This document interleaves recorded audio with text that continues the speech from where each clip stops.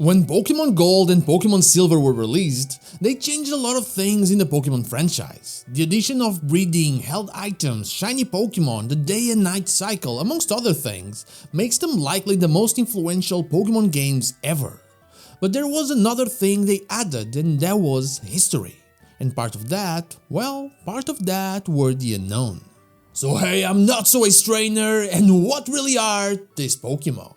Let's get into it.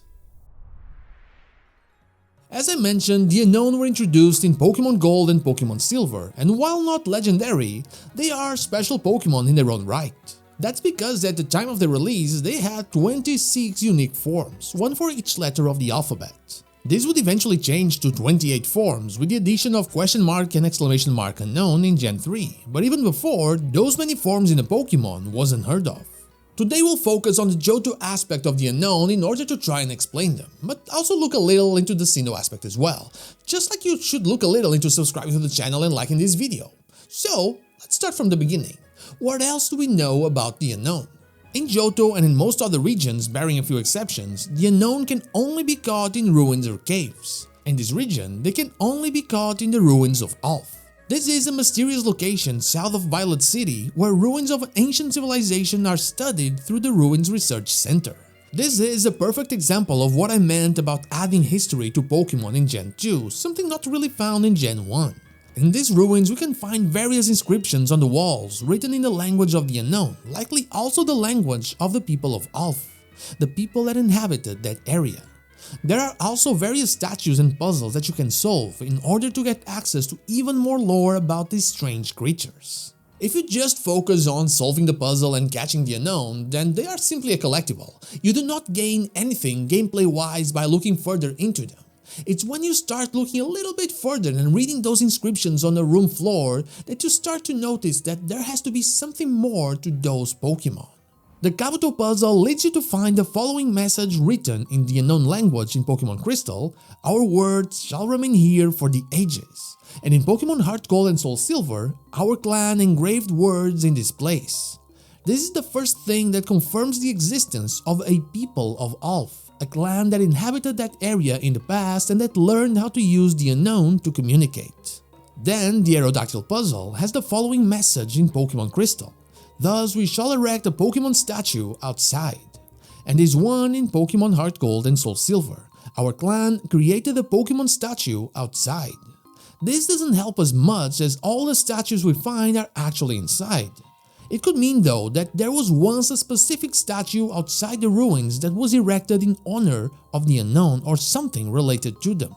In Pokémon Legends Arceus, we found places like this, in the Celestica Ruins for example, where statues had once been erected and were now either destroyed or very close to being destroyed.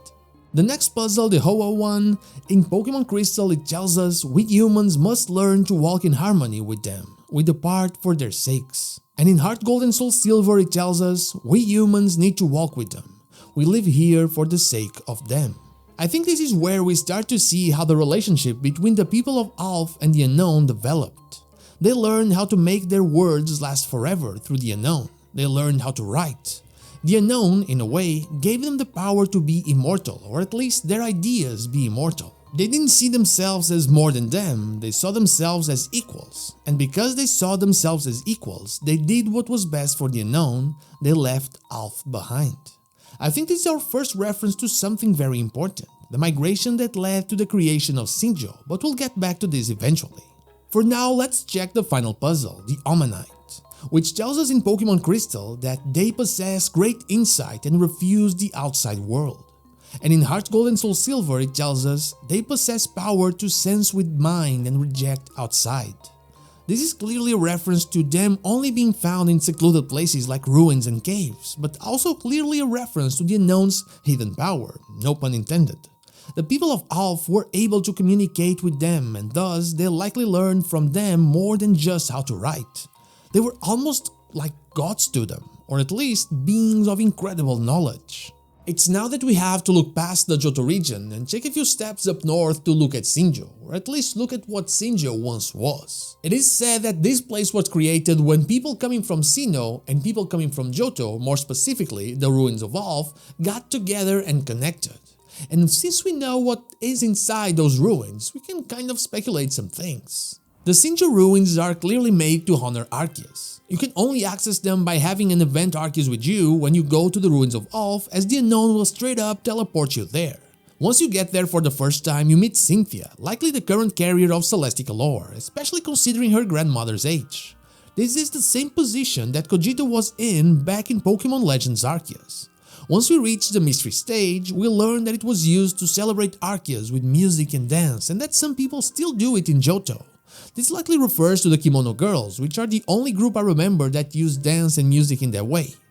Then we witness the craziest cutscene ever in any Pokemon game.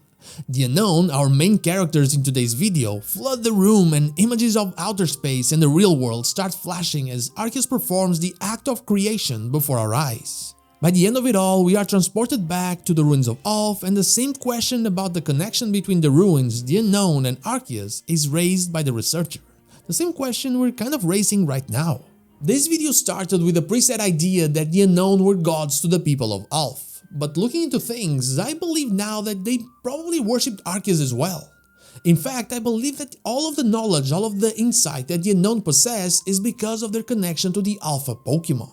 I know many theories place the Unown as the code of the universe, the language that Arceus used in order to create everything, though I believe that they are more of a way to communicate with people, or give people a way to communicate with each other. I was very disappointed when in Pokémon Legends Arceus we didn't get anything regarding the Unown. They were there, they had a fun side quest, but that was about it. Still, they doubled down on the same message we had already found in the Solacean Ruins. All lives touch other lives to create something new and alive. I think this might be the most important message of all. Arceus wanted people to be able to understand each other.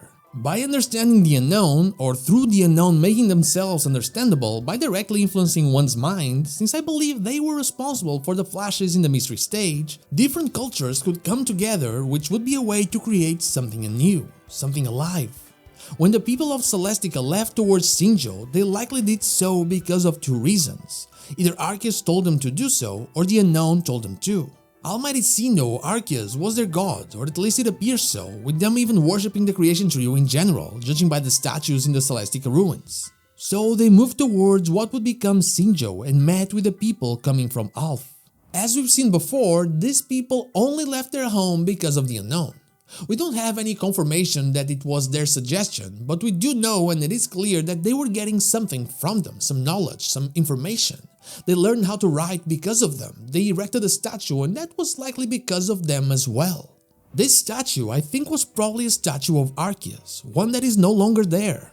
In fact, I wouldn't be surprised if they didn't call Arceus by that name. After all, Arceus was known as Almighty Sinnoh to the Celestica people back in the region of Hisui, and I think that it was likely known as Johto in Alph. Maybe even Almighty Johto to keep up with the theme.